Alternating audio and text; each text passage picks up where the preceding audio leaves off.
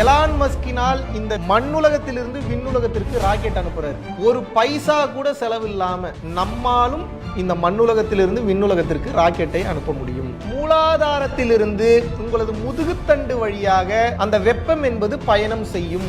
என்னோட அனுபவம் சொல்லக்கூடாது, இருந்தாலும் ஒரே ஒரு அனுபவத்தை மட்டும் பகிர்கிறேன். இப்போ ஒரு இடி இடிச்சு மின்னல் வெட்டுதுன்னா அந்த மின்னலை எப்படி உங்களால் பார்க்க முடிகிறதோ அந்த மின்னலை விட சக்தி வாய்ந்த ஒரு ஆற்றல் வேகமாக மேல் ஏறுகிறது. மேலே ஏறி தலையில வெடிக்குது.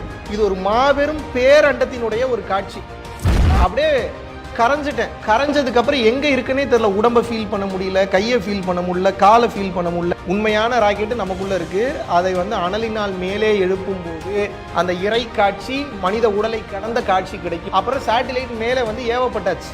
இப்போ மேலே போனதுக்கு அப்புறம் அந்த சேட்டிலைட்ல இருந்து உங்களுக்கு தகவல் வந்துகிட்டே இருக்குங்க. எவ்வளவுதாங்க மேட்டர்.